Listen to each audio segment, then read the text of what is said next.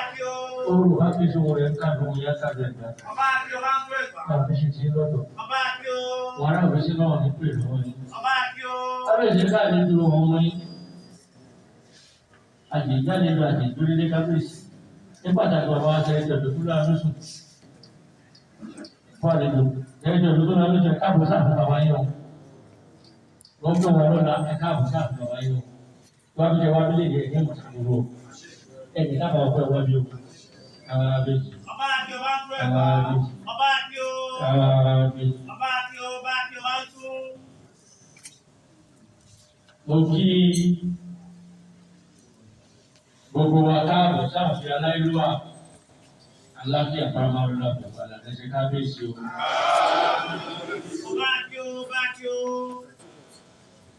Ìṣẹ́sẹ́lẹ́sì ẹ wo gbogbo lẹ̀ nígbà tí kábíyèsí fún fẹ́ bọ̀ wọ́n rọ́ṣẹ́ṣẹ́ lóyè.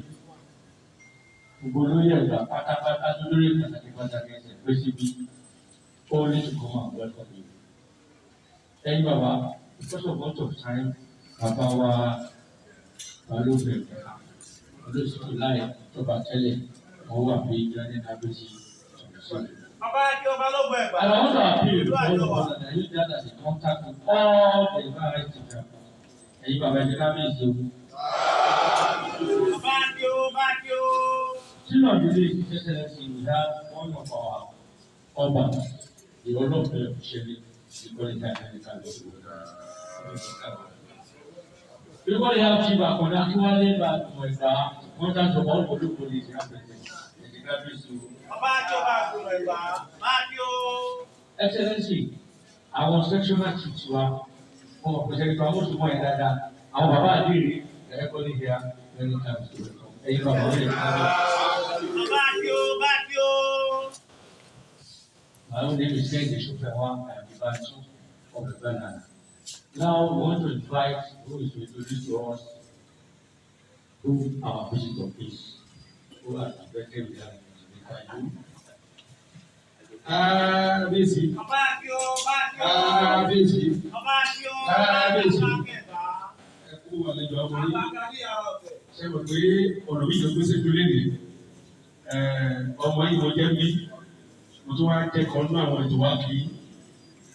Olórí wa tó ta àdìwálé nì tó kọ́ wá bí ọmọ yìí náà ni wọ́n ẹ mọ̀ wọ́n dáadáa. Former governor of the state, Senator ìdílé yìí Olúwatóyìn Oyèlájà Amosu. Ọba kí o, ìjókòó ọmọ aláṣọ. Ọwá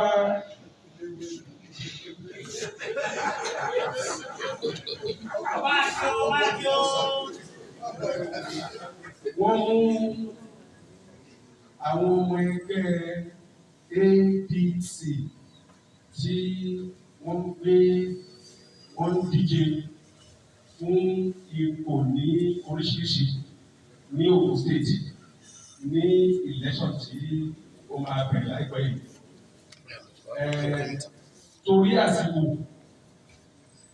máa fi ẹni tó jẹ́ governorship aspirant Adenuga sorry candidate is also aspirant to you sir lágbára Ọlọ́run àwọn ní ẹgbẹ́ wa fà sílẹ̀ àwọn àti lọ́kìkì wọn ẹ̀dẹ̀kẹ́ kábíyèsí Biyi Otegbeye. Ọba kí o. Ẹ má bẹ̀rẹ̀ sí sẹ́nẹ́tọ̀ wà pé kábíyèsí ọmọ yín náà ni sẹ́nẹ́tọ̀ tó lọ dẹ́bi wà bí. Ẹ má bẹ̀rẹ̀. Ọba kí o. Ìyá wà bí o ìyá gbogbo wa nìyẹn ẹ mọ̀ ọ́n dáná sà. Ọba kí o.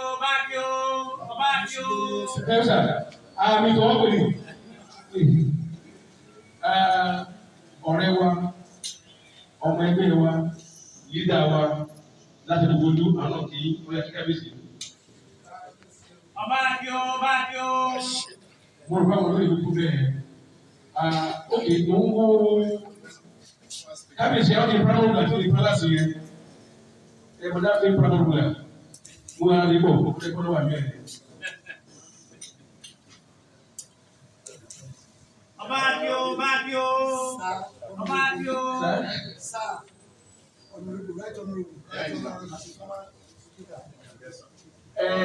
Alága ẹgbẹ́ wa lókun state ó yẹ kí kábíyèsí bọ̀ síbí.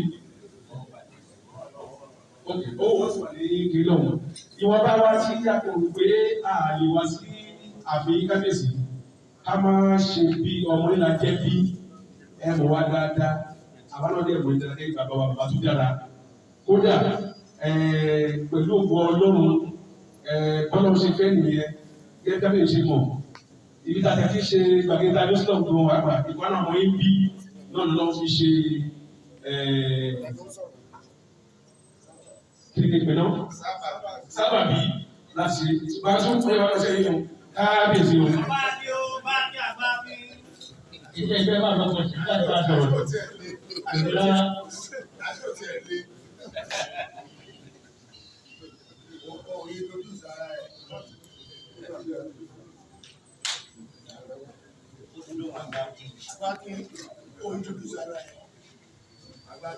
Òsanwó ẹ̀kọ́ṣẹ́ ni àkọsílẹ̀ ìbílẹ̀ náà. Ọba kí o. Kábíyèsí ká tún gbọ́ ti ẹ̀rọ ìkọlẹ̀ wa. Inú bẹ̀rẹ̀ ká gbọ́ ti sẹ́nitọ̀ wa. Tó bọ́ bá a lọ ṣètò méjì. Wọ́n lè ṣàlàyé fún wa ẹni wọ́n mú wá ìbáwọ̀ tó ṣe jẹ́.